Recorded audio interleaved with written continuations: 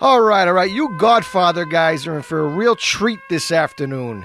My guest this afternoon, actor and singer Johnny Martino, has the rare distinction of being immortalized in cinema history, appearing in not only the greatest film of all time, playing the role as Paulie Gatto in the iconic mob drama The Godfather. He has also appeared in one of the most recognized scenes in cinema history, the famous Leave the Gun, Take the Cannoli scene. Johnny also has written a great book called, Johnny has also written a fantastic book about his amazing life called A Wish Beyond the Stars, the Johnny MARTINO Story. What a thrill it is for me being a huge Godfather guy. I'm thrilled to have him as a guest this afternoon, actor-singer, Mr. Johnny Martino. Johnny, first of all, thank you so much for your time this afternoon. I can't tell you it's a pleasure being on the radio with you.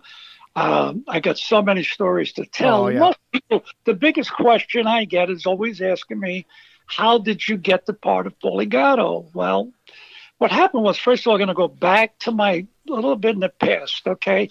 I came from a very big family. My mom and dad came from Palermo, Sicily, but my dad had come to America in 1913 by himself. What happened was his father passed away. My grandfather was 28. My father was 3. My grandfather was in Argentina in the service in 1903. And then he got a heart attack. He died at 28, my grandfather. Oh. So my father was going to be adopted by a stepfather. My grandmother got married, and they had some children. But my father didn't want to be adopted. He says, they're going to change his name. My father says, no, don't change my name. I'm going to stay with Martino. So when he got to about 13, he just was a little bit fed up. He didn't want to stay in Italy no more. They came as a stowaway on a ship from Italy by himself, no parent. Wow. And I said, "Wow, what did you mean? You want us? What do you mean? Down the hole?" He says, "Yeah." I said, "What did you eat?" My question, "What did you?" He says, "I ate lemons for 13 days." Oh, wow. So now, in 1913, he gets off the ship. He sneaks off. He hangs around the pier, and he started loading and unloading trucks, 50 cents a day, my father. So anyway, by the time he came to 18 years old, the war breaks out. So they told him, "Listen, join the service, you become American citizen," my father. "Sure, why not?" So he does it. He gets wounded in World War I, gets shot in the leg and in the arm and the wrist. He gets out, he writes a letter to his mom. He says, "Mom, I'm coming home. I got to find a wife." The mother said, please come home. I can't wait. There's a nice family around the block. They got 5 daughters. So my father rushes to Italy. They fix him up with my mom. My mom was 15 years old. They dated for about a year. They got married. They had my sister born in Italy. They came to America through Ellis Island. And my father and mother started a real family. They had my brother Mimi, my brother Jackie, my brother Tommy, my brother Petey, my brother Joey, my brother Nicky, my brother Charlie. And then, of course, not last, but Johnny Martino. Johnny Martino. Yeah. So anyway, I when I was growing up, I used to listen to the radio. I loved Frank Sinatra back in the 40s. I listened to the radio on Sunday. The king of the battle royal, Frank Sinatra, Bing Crosby. And some weeks Frank would win and Bing Crosby. But I fell in love with him. I said, you know what? I want to be a singer. I was only a kid. I was 7, 8 years old. So one of my brothers took me to Paramount Theater to see Frank Sinatra live in person. Wow. I said, oh, that really him? He says, yeah, that's him on the stage. That's Frank. I said, oh, my God, I'm so excited. So now what happened? I had this thing about wanting to meet Frank Sinatra in my lifetime. So now, in the 1950s, I started taking singing, acting lessons. But I was cleaning cars, working in gas stations to pay for my lessons. That wouldn't bother my parents. So anyway, I took the singing lessons, acting lessons. I met a guy, and he's a little songwriter on 49 Tin Pan Alley. The guy wrote a song, and we worked on the flip side, him and I together. And I raised some money, and I did my first record. It was called Babysitting Baby. The record got out. The next thing I know, the radio, the station calls me up and says, listen, Johnny, we're going to have you on the radio. I said, oh, my God, when? He says, WABC, Scott Muni, Herb Oscar Anderson, that crew, disc jockeys. And the record started playing. The next thing I know, I got a phone call from the record company. Johnny, you're going to join Joe Franklin Monday, and Wednesday you're going to American Bandstand. Wow. Wow. I saw, oh my God, Mike, I was freaking out. I said, oh, look at this. My family couldn't be more proud. So look at him. He's really getting show business. Now, Wow. after that happened, I had taken singing acting lessons, right? So I said to my family, I said, look, I'm going to go to Hollywood. I'm going to take a chance. I don't have much money. I got a U-Car drive, and I went to California with a U-Car drive. I swear, Mike, I left out about $120 in my pocket. I had to pay for the gas and food, whatever. I got there. That's crazy, but I got there in 4 days. When I got to Sunset Boulevard. Wow. Oh, I'm in Hollywood. I can't believe it. You're a kid from Brooklyn. What do you know about palm trees? Right, palm right. trees. Yeah, so here I am. I'm looking around, and I see somebody on a corner waving a map. This is a great story. I pull over, open the window. I said, what do you got? He said, I got a map to the movie star's homes. I said, how much is it? He said, 50 cents. Meanwhile, I had about $10 left. I gave him the 50 cents.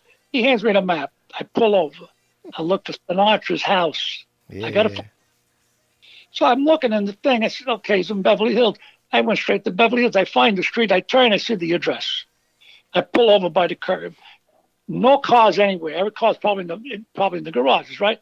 So I get out of the car. I knock on the door, and a woman says to me, says, can I help you? I says, does Mr. Sinatra home? She says, no. He sold me the house 2 years ago. Where does he live now? She says, well, do you know the area? I says, no, I just came in from New York. She said, well, it was at the top of Coldwater Canyon. She says, if you've never been here, it's a windy road, but it's pretty, it's far up on the top of the mountain. I says, how do I get there? She says, well, go back to Sunset Boulevard, go to Coldwater Canyon, make a left. She says, listen, you're very young, drive very slow, there's stop signs, but you got to go winding road to the top. I do it, Mike. I get there. It's this big Asian home. Wow. Big columns, but there's an antenna for his helicopter. So that was kind of like a guide for me. As I kept going up, I found the antenna. So anyway, I get to this house, big gate. So anyway, I get out of the car. I said, the door was about 150 feet away. So there's an intercom on the side. I look at it and it says, if you ring this bell, you better have a damn good reason. I said, well, that's Sinatra. So anyway, look, I'm Johnny Martino from Brooklyn. Bing, I'm ringing the bell. And I hear Frank's voice. Says, yeah, what is it? Oh, wow. That's Frank. It's Johnny Martino. I just came from Brooklyn. So he hangs up. A security guy comes out. Oh. And the guy comes to the gate and he says, listen, do you have an appointment? I says, no. I said, look, I just wanted to meet Frank. He's my idol. I've been wanting to. He says, no, listen, you got to either go through his manager or you have to go through, his agent to see Frank. He says, you just can't ring the doorbell. That's right. Tell Frank I said hello. I leave. Okay, now I go back down to Hollywood. I look up Anthony Franciosa. I don't know if anybody remembers. Yes. He did so many great movies. Yeah. The guy was there a couple of times. I find him at the Chateau Marmont. Oh, yes, Castle on a Hill. Castle on a Hill. Yeah. He just broke up with Shelley Winters at the time. So I go there and I pull the driveway. I said to the guy, is Anthony Franciosa around? At that time, he was Anthony, not Tony. So the guy says, no, he's in and out all day. I said, could I leave the car? I want to get a hamburger. The guy's all right. I went around the block. I got a burger. I came back. Is he here? The guy says, yeah. Could I go through the lobby? He said, no, go through the garage. There's an elevator. He's in 7F. All right. Now I go up. Listen, the guy's a famous actor. This is 1960. Yeah, he was in A Face in the Crowd, A Hateful of Rain. Oh, my God. Yeah. Exactly. Well, So anyway, I ring the doorbell. The guy told him that I was there, Johnny Martino. He opens the door. He says, hey, Johnny, come right in. He says, oh, my God. I went in. He says, listen, you got to forgive me. I'm a little busy because I'm running around. He says, what can I do for you? I says, Tony, I just got in from Brooklyn. I got to find some kind of a job. I got to do something, I had a record out and all that, but I'm trying to break into the movie industry. He's all right. Give me a number where I could call you. Now, in the meantime, there was a motel. It was the Deseret Motel right across from a big church or whatever it was. It's $6 a day. So I stayed there.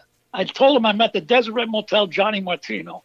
10:30 at night, he calls me up. I was shocked. He says, Johnny, there's a restaurant called the La Scala. La Scala, I think it's still there. Yeah, it's still there. He says, go to La Scala. He says, there's a guy named Matteo. He's the maitre d'. He's a nice guy, John. He's from Jersey, he tells me. He says, he's going to give you a job. Go there 4 in the afternoon, white shirt. I'm sorry to interrupt, but Tony Franzosa doesn't even know who you even are, and he did that for you. You know something? Look at how nice he was to do this to get me a job. Right. You know what? He went through struggle to make it too. He can relate to you, the struggle. You know what? What he did for me, I tell you the truth. In my lifetime, I don't like to say I did great things. My mother used to tell me, if you do something good, forget about it. Think about the bad things you did. That was interesting. I said, but anyway, he gets me this job. I go in there. I don't know how to bus nothing. I never worked in a restaurant. This is now, we're talking an elegant restaurant. I go in and the bus boy comes over, shows me what to do with the tables, the white cloths, and this and that. I was okay. So now the people are coming in. Like the first night I'm in the place, the first table, Richard Conti, Betty Grable. Richard Conti. Yeah, the next table, Fernando Lamas, Esther Williams. I'm looking, I'm going, wait a minute, was it a joke? Was it a joke? No. Then Natalie Wood, Robert Wagner, what another couple. Yeah, what was it, the Oscars? They having the Oscars there that night? I swear, Mike, I'm telling you, I'm looking around. I'm a kid from Brooklyn. Holy shit, look at how many famous. I saw you use the word. That's it. All right. So anyway, I'm looking around. So listen, what happened? Now the next night, I'm learning a little bit about busing all the famous people and everything. So one night, I'm by the kitchen where we cut the bread to bring to the table. Mike, I'm cutting the bread with my left arm. Small little corner by the kitchen. As I'm cutting the bread, I'm going back and forth. My arm bumps into someone. I turn around, and I hit Marilyn Monroe right in the left boob. Oh, my God. Listen, I'm looking at her, and I'm going, this girl looks familiar. Mike, come on. Come on, Johnny. I'm going to think of Marilyn Monroe. In her prime. No, she looked at me. Guess what? She was holding herself, too, one boob. And I says, oh, my God, I'm sorry. She says, that's okay. She was the sweetest thing ever. Oh, listen, listen, look at how I'm looking at her. She had a brown cashmere sweater. She had white checkered pedal pushers. And she's walking straight into the restaurant in the corner booth. I pull out the table. She sat down. I was going to bring bread and butter and water. She said, there's no bread and butter, Johnny. That's fine. She tells me. I told her my name. So she said, no, that's fine. She said, I just take the water. Probably going to get a personal pizza, she said, which is like the little 10-inch pie. Yeah. But that's what she wanted. So anyway, I'm not the waiter. I'm just going to relay the message to the way that Marilyn's here. They just take their time. They don't rush because who it is. It doesn't matter to them. There's so many stars in the restaurant. It doesn't matter who you are. Because one night, Fred Astaire comes in, taps me on the shoulder. I turn around, I'm looking. I said, oh, my God, I never thought about calling him Mr. Astaire. So I says, Mr. Astaire, can I help you? He says, not Johnny. He says, we're a table for 4. I have 1 minute. I ran to the front. I told him, Fred Astaire's table, he needs a table. He said, John, where am I going to put him? On my head? He said, tell me to sit, tell me to sit at the bar. I said, but it's Fred Astaire. He said, Johnny. Tell him to tap dance on the bar. Yeah, he said, look, the place is full. He said, where am I going to put him? Tell me. I went back. He was so nice. I said, Mr. Astaire, would you mind? You could sit at the bar to get your table as soon as it's ready. He says, sure, no problem. Thank you so much. He went to sit down. Now, I worked there a few months. I don't mean to interrupt, Johnny, but who was Marilyn Monroe with that night? Okay, let me tell you. That's right. Let me go back. Yeah. About an hour and a half later, Arthur Miller comes in. Oh, wow. With another woman, probably a secretary. They sat with Marilyn for a while. But she was like that, like 3 times a week, Marilyn. But I got to know her so well. She called me John. I used to walk at the limo. One time, a friend of mine took a Polaroid picture with me and her. But you know what? She was such a sweet person. What a doll. Wow. I walk into the car, open the door. She says to me, thank you so much. You're so sweet. I just thank you, Marilyn. But she was depressed. Right. Okay, now remember what I'm going to tell you. 1960. So listen to the next part of the story. I got to keep in touch with my family. I call my family, Mom, Dad, everything is good, everything. Okay, Johnny, listen, I got a friend. I got a friend who lives in Hollywood. He says, he's going to take you to his house for dinner one night. I give you his number, call him up. I called the guy up, his name is Jimmy. I call, hey, Jimmy, and Johnny Martino. Hey, Johnny, listen, where are you? I was at the Desert Motel. He says, I'm going to come and get you because I didn't have the car. You can't drive. I had to give it up. So the guy picks me up, takes me to a nice home in Hollywood. We have dinner. We'll finish dinner. He says, listen, I'm going to take you down the block here. There's a restaurant called the Villa Capri. Patsy Leomore and Frank Sinatra partners. I'll take you there. So we go there. And he introduced me to Patsy Dear Morris. He said, listen, Johnny Martino's a personal friend of the family. He says, he's working at the La Scala. Maybe you could give him a job here. He said, right, of course. Why not, Johnny? You want to work? I said, yeah, no problem. I get the job at the Villa Capri. Now, this is a different clientele. The first night, Eddie Fish and Betty Elizabeth Dale sitting in the first booth. Jesus. So Laurence Olivier. Wow. The people that came in here, I says, oh, my God. Glenn Ford, just one nonstop. This place was a lot bigger, a beautiful restaurant, the Villa Capri. It's no longer there. They had a radio station there for a while. Now they put the apartment building. I was there 2 years ago, just driving around checking it out. But anyway, I thought my father says, all right, Pa, I got the job. I'm at the Villa. I love it. Now, I learned to work at the Cappuccino bar. So on a Sunday night, the guy says, I can't come in, Johnny. Take my place. I said, okay. Start doing the Cappuccino thing. The waiter comes over and says, listen, the guy that's running for president sitting at the first table with 3 other men. They want a cappuccino, John. That's okay. It was John F. Kennedy. Wow. So now I make the cappuccino. Listen, Mike, I'll tell you over the radio. You're just going to be on the air. Now listen. Oh, yeah. Here's how I make a cappuccino. I put chocolate and vanilla ice cream, half and half cream. I melt it down. I get the espresso. I put it in it. Now, this is a weave basket, a weave glass with a glass, right? The weave on the outside is weaved. So now I pour the espresso. Then I pour this in there. And I add Southern Comfort and rye. I stir it up, put it on the tray, takes it to the table. 10 minutes later, the waiter comes back and says, Johnny, the guy that's running for president wants to meet you. I says, okay. I go to the table. Now, look, this was the Maryland, and now listen, at that point, I don't realize what's going on. But then, 2 and 2, Maryland, Kennedy. Yeah, he was in town for a reason. There was something going on. Okay, I go to the table. He puts his hand out. He says, I'm John F. Kennedy. I'm running for president. Congratulations. I shake his hand. He's, listen, this was one of the best cappuccinos in the world. He said, I don't know what you put in it. Could you tell me what's in it? I said, well, it's a secret recipe. I told him I can't tell you. So he says, in front of the other guy, no, I promise I won't say nothing. I said, okay, don't write it down. I'll tell you verbally. I put chocolate ice cream, vanilla ice cream, half and half cream, espresso, Southern Comfort, and rye. So he says, you put liquor. I said, yeah, because the Southern Comfort is sweet, but you don't have to put sugar because you got the ice cream. So that's the combination what I do with the cappuccino. He says, oh, my God, it's amazing. He said, can we get another round? I said, of course. I said, by the way, congratulations. I got to vote for you. I wasn't registered. I got to vote. Anyway, I got to meet him too. But anyway, it was so nice. Working at the Villa Capri was a great experience. While I was working, when I was working at the La Scala, I would take a bus home at night. But what happened was, when you're in California, everybody hitchhikes. I got a couple of times. A guy pulls up with a car. Hi, you want to take a ride? I'll drive you. No, thanks. No, I'm gonna wait for the bus.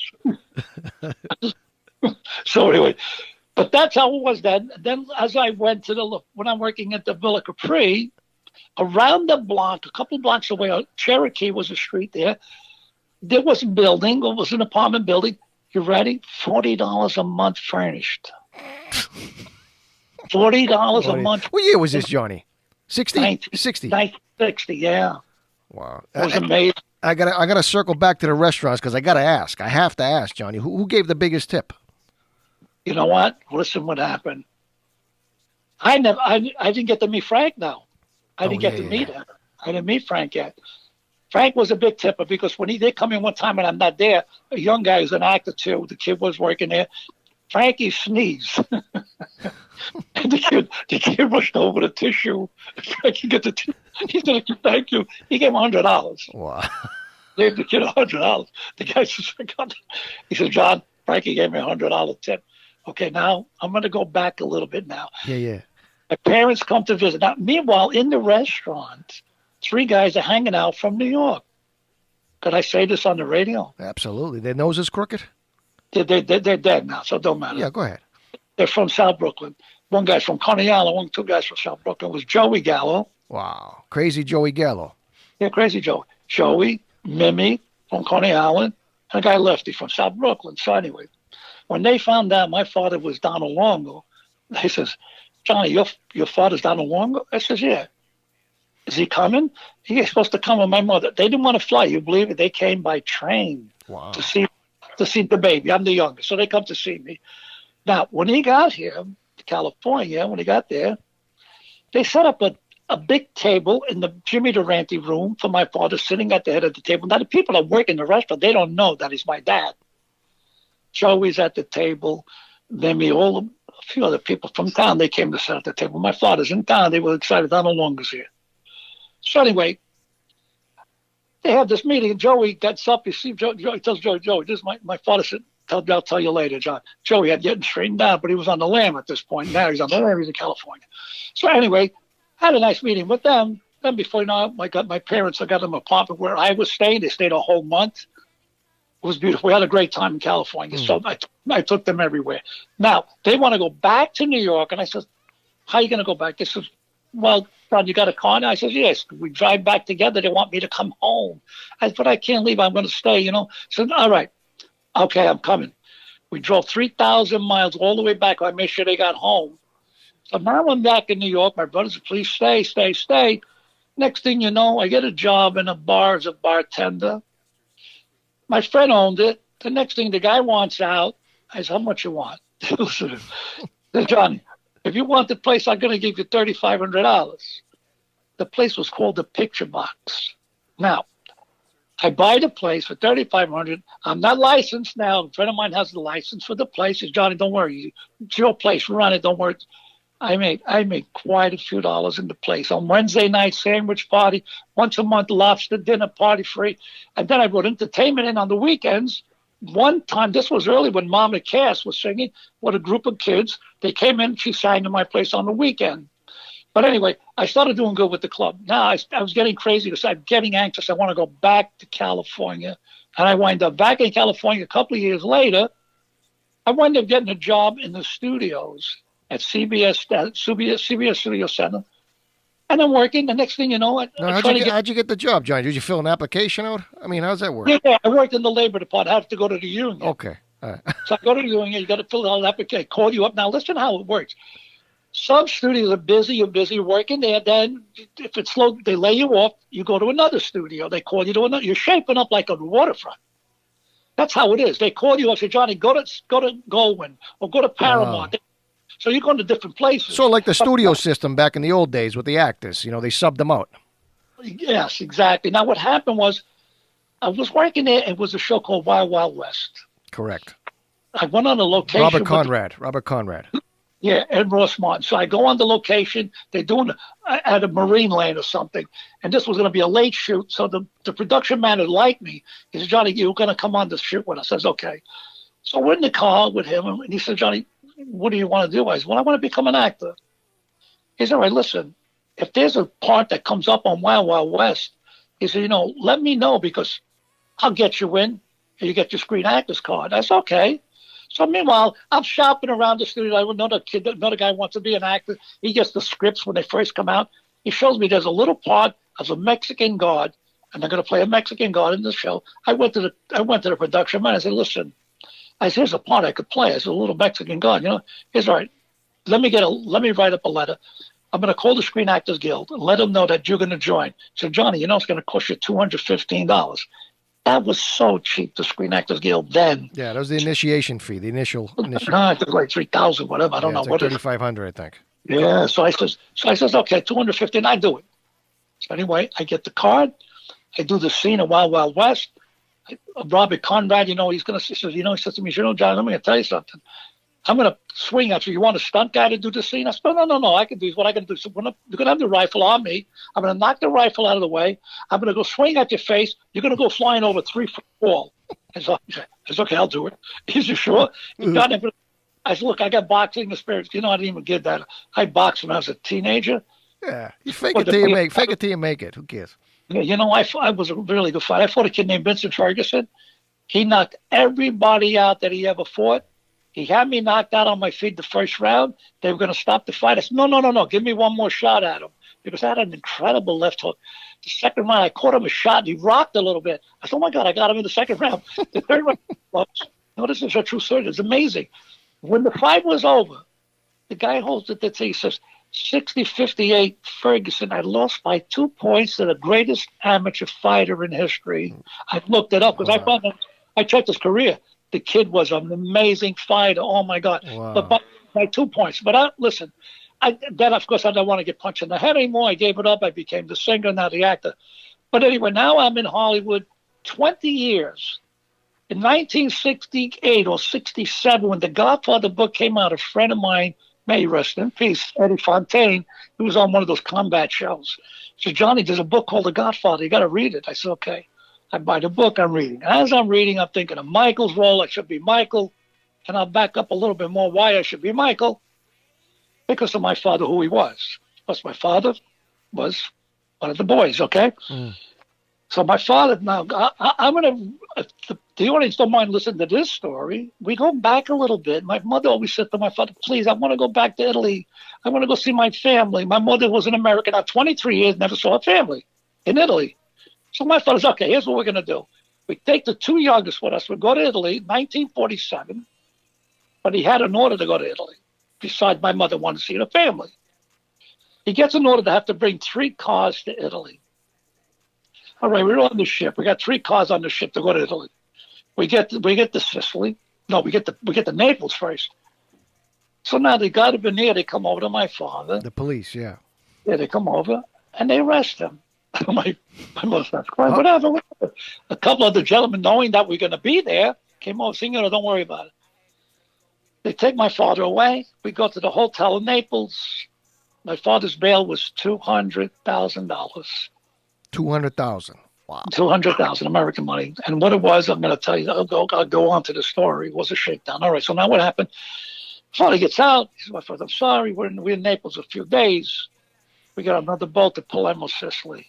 By the time we got to my mother's family, 3 o'clock in the morning, a train, the horse and wagon ride, pull up in front of the house, the screams. At 3 o'clock in the morning, they're screaming. Now, they didn't see my mother for 23 years. The sisters, the brothers, the grandmother.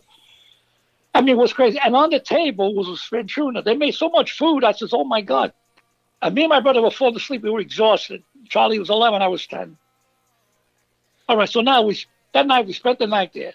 The next day we go to the Palms Hotel in Palermo, Sicily. We're staying at the hotel. So now the cars are coming off the ship. My father's going to go pick up one of the cars. He says to me and my brother, right, we're going to take a ride. We got to go pick up a friend. He tells me and my brother. So, okay, we get in the car. He pull up in front of an older building. My father gets out. The gentleman's walking out. He hugs my father. They get in the car. The guy sits in the front seat of the car. He looks at me and my brother's in the back. He says, how you kids doing? My father, this is my son Johnny, my son Charlie. He says, boys, this is your Uncle Charlie. So now, he says, do you kids speak English? I says, yeah. He says, listen, as long as you're in my company, just speak English because I miss America. Lucky Luciano. Wow, the father of organized crime. Yeah, wow. It was my uncle. So now, I'm in Italy with him. So he naturally is going to stay at the same hotel because he just was deported. Right. He got deported. So now he tells my father, tell the kids to come to the room. So now we go to his room. Now, don't forget, this man hasn't even unpacked stuff from New York. He puts a suitcase on the bed. He opens it up. Mike, it was full of ties. He takes out 2 knitted ties, and he says, here, keep these 2 ties. He tells me and my brother, give them to your father. Someday they be yours, okay? Mike, when my parents passed away, my brothers and I, in my mother and father's apartment, they ransacking. I went to the hats. I went to the gloves. I went to the ties. And I got the 2 ties in my closet right now from Lucky Luciano. Oh, wow. Wow. It's a fascinating story, Johnny. Oh, my God. I spent a year in Italy. I was there a whole year because my father couldn't leave because of the case. Now, I'm in Italy a whole year. I'm talking to my brother in Italian. I said, Charlie, we don't talk English no more. We only talk English. Lucky Luciano, come on. It was crazy. Wow. He took us to Rome, to a guy who was really big time in Rome. Penthouse thing. The guy was a nice man. He said, listen, tomorrow we go to the Vatican. We go see the Pope. I mean, he took us to see the Pope one-on-one. It was go give the Pope an envelope. No, it was the Pope with the round glasses. The Pope Pius it was. Pius. Yeah, Pius. My mother says to me, I'm going to be the Rubabu, you know. she says to me, when you get close, buzz out our mom. She said, you got to kiss his hand. His head. Yeah. Oh, yeah, and he was sitting on like on a throne. We went up. He touched my head. I kissed his hand and everything. And he said, you boys so cute from New York, United States. And I said, God bless you, he tells us, And Lucky was there. He looked up in the sky. He looked up in the sky like, look. But the man that was there, probably a very big donator. It was one-on-one with the Pope. So, but anyway, that was a great experience in Italy with Lucky Luciano. It was amazing. Amazing story. Amazing. And then I'm in a movie, The Godfather, with Marlon Brando. So let's talk about that, Johnny. So you're at a party around 1970, and you meet producer Al Ruddy, who obviously who produced The Godfather. Talk a little bit about the conversation, if you remember. Okay, so well, here's what it was. We were invited to Al Martino's house for New Year's Eve. Are you related to Al Martino? No, that's not his real name. His last name is Zini. That's right. He liked the name Martino. That's the name he used, Huh. Interesting. So, but anyway, Al Ruddy sees me, James Conner, smoozing too, So he says to me, John, you got a nice look. He says, we'll keep in touch. So meanwhile, this was New Year's Eve, 70, going into 71. So no, sorry, 69 into 70. Pardon me. So now the year goes by. It's 71 now, New Year's Eve. And March 1971, as you know, I didn't hear this guy around, Al Ruddy, what happened. I call up Paramount. I'm living in California now. I call up Paramount. I said, listen, Al Ruddy there. They says, no, he's not here right now. He's in New York. They're shooting the film. Like I was going to hang up. So Johnny Martino came to Hollywood to become an actor. Right. Because what is his number in California, New York? They give me the number. I call up. Now, this is a little over a year that I haven't seen the guy. He gets on the phone. Johnny Martino, where are you? I said, I'm in California. Give me a number. I call you right back. Domani. He called me. No, he called me 5 minutes later. Wow. Johnny, you know where Paramount Studio is? I said, yeah. I work there. He says, go there right now. You're going to read for Paulie Gatto, the character, and Bob Evans, the president. You're going to read for him. I said, that made me more nervous. He says, okay. I go to the studio. I get the drive on. I go to the parking space. I go upstairs to his office. Fred Roos is the casting director. He walks in and gives me 3 pages. Johnny, look at this. He's I'll send somebody in to read with you. He sends in Gary Marshall. Gary Marshall. Gary Marshall sits there. Happy Days. Yeah, what the hell's he doing there? Gary Marshall says, let's go over the lines. I said, okay. He's playing. Come on. I says, hey, Rocco, sit on the other side. You block the river mirror. No. He says, all right. We do a few more lines. He said, okay, John, I think you got it. You sound really good. He says, perfect. Knock on the door. Bob Evans, come on in. Head of Paramount. Okay. Head of Paramount at the time. The head of Paramount at the time. So I do the lines. Now, when I'm done, he says, John, you speak Italian, about Italiano. So he says, Italiano too. So he says, well, really good. He says, thank you for coming, John. I appreciate it. We'll let you know. I go home. It's about 5:30 in the afternoon. The phone rings. I pick up the phone. I'm pacing like a maniac. Oh, my God. The phone rings. Johnny Martino speaking. Johnny, congratulations. You go to New York. You got the part of Paulie Gatto. Wow. That's it. I'm done. I get to New York on a Friday. I'm going to film on Monday. Al Ruddy sees me and he said, Johnny, what made you call? I said, I read the book and I talked to you at the New Year's. I wanted to be in it so bad. He said, Johnny, let me tell you something. There were 10 people up for the same part. There was a guy named Jerry Orbach, he said. Yes. Wow. Jerry Orbach. Yeah, he says a kid named Robert De Niro was up for the part. Because Bob Evans put the word, Johnny Martino's you got the part. So you beat out Jerry Orbach and Robert De Niro for Godfather for Paulie Gatto. Yes, you know what though? Because of the phone call, listen how important life is. Because of that one phone call that I made to Paramount to get the part in the movie, if De Niro was first to be played Paulie Gatto, he couldn't do Godfather 2. That's right. Wow. It changed. He wouldn't have won the Oscar. I changed his life story. Wow. Johnny Martino. Yeah, go ahead. So now, Al Ruddy says to me, he said, Johnny, you were so good in the movie. Now, listen, they started me, $750 a week, plus per diem, the food and whatever. They were setting me up in a hotel in Manhattan. I said, no. My parents are alive in Brooklyn. I want to stay with my parents, so I'm going to be here. He said, Johnny, we put you on for 11 weeks. I said, what? said, my God, my family's in California. He said, 11 weeks, John, but we gave you a raise. You're getting $1,800 a week. Wow. We like what you did so far. They kept me on all that time with all the scenes that I did, of course. But I hung out every day with we had so much fun. Bobby Duvall and everybody. Well, we had so. I want to ask you, Johnny. Because I actually about almost 6 years ago, I did the last interview with Alex Rocco. Okay. Now he told me, he said, Mike, he said I was only hired for 3 days. It ended up lasting 6 months, only because Marlon Brando was very difficult to work with on the set. He got in a beef with Evans. So did you see any of that on the set with Brando versus with the studio executives? No. Oh. No. You know, Brando would fly him with a helicopter locally in Staten Island. Was shooting the wedding scene, and then they would drive him up to the set. I mean, that whole area, everything was closed off, barricaded and stuff. But Brando would come. He was just the nicest person. Now, I got a story with Brando. Now, don't forget, in the movie, even though I'm his bodyguard, I'm never really with him in the movie.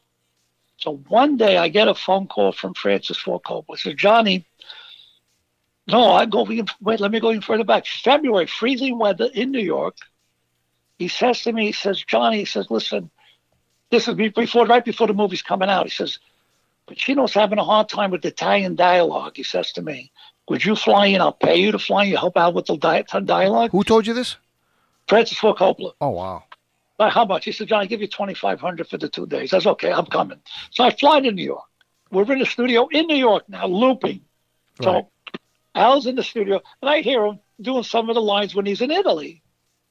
So Francis says, they tells the buzz out, tell him Johnny Martino's here. So now, of course, he's hugging me because we became good friends. So Johnny, you don't know what I'm going through. I hate this. I hear the tree beeps, and then I got to tell my voice. He said, I got to do time dialogue. I don't know what to do. He said, all right, let's listen. Let me listen to what's going on. When the old man tells him, go to lie. You're going to say, what, you coming out? He said, John, you did that go so for a walk. Yeah, going to go for a walk. But Al says, you did that so. He says, nobody else. He yells out, let Johnny do it. It doesn't matter. They won't know. Right. So no. So I said, Al, listen to me. I write it down. The way I write it, you say it. So, boy, you coming out. It's simple. Boy, you coming out. That means you're going to go for a walk. Right. So anyway, you know what? In 1 hour, boy, you shot and everything. I helped him. In 1 hour, it was done. He was hugging me. He was so excited. We went back in, and now I'm going to go in loop some lines with Clemenza. When we're riding in the car, so you're going to go to the match. Yeah, give me the bill, studio bill and all that. So we had lived all those lines when we get to my death scene. Right. Let me set that up if we can, Johnny. First of all, so obviously the people that know the movie, they were gonna rub you out because you set up the old man, Don Corleone. Okay, exactly. So you're driving in the car. Where is that scene filmed? Where would you guys film it? In New Jersey. New Jersey. It was right off the 4 exit or something, behind the Statue of Liberty. Wow. Yeah, right behind the Statue of Liberty. Okay, go ahead. Sorry.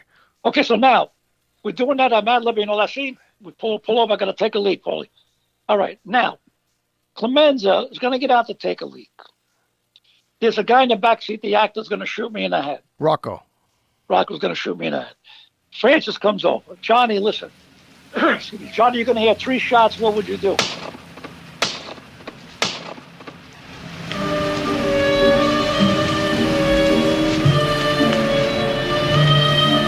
Leave the gun. Take the cannoli. Bang, bang, bang. I land on the wheel. He says, okay, that's perfect, he says. Now, you're going to have the hat on your head. We're going to put a squid with a string. You're going to pull the hat down when I say action. When you hear the shots, pull the hat down. Go on the wheel. Your head's going to be bleeding. We're going to make you drink some blood. That's okay. You understand what I'm saying? I said, yeah, no, we can do that. That's fine. Now, while he's telling me that, another guy gets in the car. Mike, you ready? Yeah. Guy in the car with a .22 rifle. An older guy. So I turned around. Francis walked away. The guy, and I said to him, what are you doing in the car? He's, listen, show me what you did when Francis said the 3 shots. Bang, bang, bang. He said, that's perfect. That's why. He said, I got to put 3 bullets through the window. I said, wait a minute. How are you going to put 3 bullets through the window? He said, well, I'm going to fire 3 bullets past your head. That's what, are you crazy? Get out of the goddamn, wait a minute. So Francis comes down. What happened? Who's this guy with the rifle? He said, I got to fire 3 bullets past my head. I said, Francis, there's not enough room between the steering wheel and the window. How's he going to do that? He said, Johnny, listen, we got to do the holes because she'll through the bolts through your head, goes through the whole window. I said, wait a minute. Oh, wait a second. What if he sneezes while he's firing the shots? I can't take that chance. He says, no, Johnny's a marksman. He worked on Bonnie and Clyde. I don't care. He said, but no, Johnny. He said, no, listen. No, they had to calm me down. Now, listen. Listen, Mike, when I looked at the shot, the angle, the 3 bullets through the window on an angle, it's pretty tight quarters. Right. You don't see him, but he's laying down, like way down with the rifle right over the seat of the car. He's shooting real bullets. Yeah, real bullets. Now, listen what happened. Here's my question. Hey, wait a minute, Francis. Clemenza's taking a piss in the front. Hey, he's going to get shot. He's going to kill him. He said, no, wait. There's a guy on the side of the car. Look at that one, giving away Hollywood secrets. On the side of the car, this guy's got this piece of wood, gigantic piece of wood on a rod. He's going to hold it up in front of the window, catch the bullets, and duck down.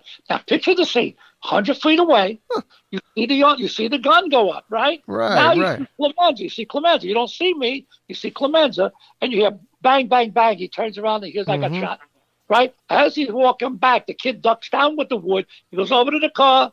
Now, listen, this is ad lib. Leave the gun is the scene. He says, leave the gun, take the cannoli. Wow. So Richard Castellano, the actor, he ad-libbed that, play Clemenza. He ad-libbed that line. Now, listen, wow. I'm hearing that for the first time in history. Leave the gun, take the cannoli. Why did he say take the cannoli? What did his wife tell him when we were backing out of the drive? Don't forget the cannoli. Oh. So wow. He did not forget the cannoli. That was his ad-lib. So now, of course, it became such a famous line. The poor guy died at 55 years old. Richie and I were together every day on the set. Hey, listen, we're having lunch. I said, Johnny, you order a couple extra sandwiches. Why? He says, I'll have them. I said, Richie, stop. How much can you eat? He said, well, don't worry about it, Johnny. I'm going to have them. I'm hungry. This is at the wedding scene was 5 days. Wow. 5 days was the wedding scene. How many takes did you do for the cannoli scene? That was one take. One take? One take. I had to do it in one shot. Right. I pulled the screen, the hat fell off, the bullets bang bang through the window. You know what? Francis said to everybody, when I knocked on the door and when I had to tell him there's a guy at the gate with the package. Yeah. One take. Everything Francis and Johnny, the script girl would turn around and says, oh my God, he did it again. A one take kid. What did Coppola say when Castellano, said, leave the gun, take the cannolis? You know what? I'm going to tell you something. In the wedding scene, when I said Madonna Sweet Tornado, that's not in the script. Oh, wow. Francis told me, Johnny, do whatever you want because I know you're connected. And you know more about this than I do, he said to me. I said, all right, Francis, it'll help me in any way. By the way, Al Martino, they didn't want him in the movie because he couldn't act. Right. All right, so I hope my phone don't die. Anyway, so he couldn't act. So anyway, I said to Francis one day having lunch in Mulberry Street, I said, Francis. Were you at Angelo's? Maybe it was that restaurant. Go ahead, sorry. I think it was. So I go in there. Francis, I talked to him. I said, Johnny, sit down. I already filmed now. He loves me. He said, Johnny, what's up? I said, listen, I know we don't have Victor Moan, but Al Martino, he's got a nice voice. He could sing. Be perfect. He said, Johnny, it's a long story about Al Martino. I just can't use him. Listen, if you have to worry about his acting, give me a shot with him. I'll work with him before he does any of the scenes, and maybe we could do it. All right, Johnny, let me think about it. That night, he announces Al Martino got the part of Johnny Fontaine. It was all over the news. Al finds out that I went to bat for him. When he finds out, so, oh, my God, he's at the hotel in Manhattan. And this was a Thursday when he came in. I said, look, tomorrow night is Friday. You're shooting on Monday. Tomorrow night we're going to a benefit in Long Island. It was some wise guy had a problem. The ticket's $400 a head. I invite my mother, my father, my brother Jackie, my brother Charlie, whoever wanted to come, I was going to pay. I invite them. It was some opera guy, famous opera singer, was there benefiting to raise the money for who's in trouble, got a problem. I mean, Carlo was there too. So I said, Johnny Martino for the Godfather, and I brought Al Martino with me. Now I'm in the car with Al. And I says, Al, you know why I got you in the car? You know your lines? He said, well, I looked at some of them on the plane. I said, well, listen, you got to know your lines because you got scenes with Marlon Brando. Now, I'm going to do Marlon Brando. Tomorrow is Saturday. We're working. I said, you and I are going to work tomorrow. I bring my friend Tommy Signorelli. He's going to direct us, okay? We're going to do the scenes. Sure enough, I rehearse. You know what? It's very difficult. You know, if you're not an actor, you got a gift, you're talented. Right. The guy got a great voice. He's a good singer. He pulled it off in the movie with the voice, okay? So it was very good. He didn't have some lines he had, Brando cut him. When he arrived at the wedding, he had lines with Brando, and he came over and said, Johnny, cut my line. So what do you want me to do? Well, it's Marlon Brando. I can't tell him. You know, we got to tell Brando what to do. We can't do that. So I said, don't worry about it. He's going to put his arm around your shoulder. You're going to walk with him. He's going to be talking and whispering to you. I said, that'll work. Don't worry about it. But anyway, he got the part. He never forgot it. He came here in Florida about 10 years ago, maybe. He came with Jerry Vale. They were at the Peabody. I went front row seat. They introduced me. Al Martino, if it wasn't for Johnny Martino, I never would have been in the Godfather movie. So wow. he just never forgot it. Wow, that's fantastic. He was a great friend. I became good friends with Al as well. Real quick, Johnny, because we're going to wrap this up. My God, I can listen to your stories all day. These are the stories I love to hear, behind-the-scenes stuff. Oh, no problem. Listen, I'm delighted that you had me on the show. We got to meet one day. I don't know how, when. Yeah, we'll do it. We'll make it happen. But But you're very close with Al Pacino still to this day. Yeah, you know what? I'm going to call him for his birthday Saturday. Yeah, why don't you tell him to give me 10 minutes on the show? He's going to be. Oh, right. Didn't you? You going to come back on the show? No, you get Al Pacino. Why don't you guys do a duel? You and Al Pacino could pass stories about If I could get him to do it right now, I'm sure he's home. Where's he going to go? Yeah, right. That's what I'm saying. He's the nicest guy in the whole world. If he can get 5 minutes, Johnny, that would make my show like immortal. No, I'm dead serious. I'm going to tell him. Yeah, I'm an Italian American, first generation. I'm off the boat. My parents are off the boat. Come on, help us out. You know, Italians here. Yeah, I'm going to call him Saturday for his birthday. He's going to be 80. Is he really? Holy crap. 80. Mike, you ready? My birthday's May 5th. I'd be 83. Wow, God bless you. You look great. You got a beautiful head of hair still. God bless you. Yeah, and no, wait. It's all coming in gray. It's all right, as long as it's coming in. I mean, mine doesn't come in no more. Hi-yo, hi-yo. Yeah, tell Al, go Al. I got Italian American kid. You're a great person. Listen, thank you for having me on the show. I appreciate it. Folks, the people out there, listen, God bless all of you. Be safe and be healthy, everyone. God bless. The great Johnny Martino, and I'm going to put all this stuff on social media where you can look at his albums and everything. And Johnny's one of the great guys in this industry. Believe me when I tell you, I've had many interviews, and you're one of the nicest people, Johnny. And God bless you. And listen, I got an album out, Speak Softly Love. Okay, so it's out now. Right now, it's out. Speak Softly Love. I did an album to Speak Softly Love. I did English and Italian. Beautiful. Yeah, I'm going to put that on social media. Don't worry. If you look it up, you'll see the album. Speak Softly Love, Johnny Martino. Folks, the great Johnny Martino. Johnny, we'll definitely talk to you down the road. And happy birthday, and I'll send you. I'll call you. I'll send you a text message or something. Thank you so much, Mike. God bless you, Johnny. Did I not tell you guys that I was going to get you some stories from The Godfather? I mean, who else is doing a show like this, guys? Again, tell your friends, tell your family, tell all your enemies. Where are you going to go? You're all home. I mean, binge on the show, for crying out loud. Binge on the show. Listen, guys, follow that my YouTube channel. It's amazing right now what's on there. Great stories about Alex Rocco, Joe E. Ross, famous comedian. Real Talk with the Hollywood Kid, WITH. Real Talk with the Hollywood Kid. Subscribe to that channel because it's going to be doing some big numbers pretty soon. And what can I say about Johnny Martino? Did I tell you he's one of the nicest guys in the business? Johnny's the best. And you guys got along good. Yeah, it's an Italian thing. It's part of our DNA. You know what I mean? We parla italiano. You know what I mean, Joan? And but Johnny's one of the nice guys, and he's on. You know, go look him up. His music. Like he said, he's got a new album out. Go look him up. Johnny Martino. Check out some of his music. Buy some of the music because nowadays, you know, we miss that nowadays, and the old classics, and there's not too many channels playing the old classics nowadays. But check out Johnny Martino, one of the nicest guys in the business. And again, subscribe to my YouTube channel, Real Talk with the Hollywood Kid. We got another show, another one of my, I like to call mini reels, is going to drop tonight, Saturday night. Every Saturday night around 8 o'clock, I'm going to drop a new mini reel about obscure character actors, actresses, famous Hollywood restaurants, comedians. Look what he told you about those restaurants, La Scala. I mean, come on. Those are great stories. We're going to be doing things like that on the channel. So subscribe.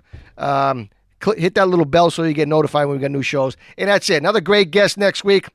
Cranking them out, guys. Cranking them out. Again, please spread the word for us. And what can we say? What can I say, Justin? I mean, Give me a break. No, I mean, like you said, you got nothing to do. I mean, just I'm going to fire drop the up. mic on that interview. I just dropped the mic on that interview. That's a great interview. And again, dear friend Johnny Martino, go check out his music it's all over the place. YouTube. It's on, you can purchase it. It's very, very inexpensive.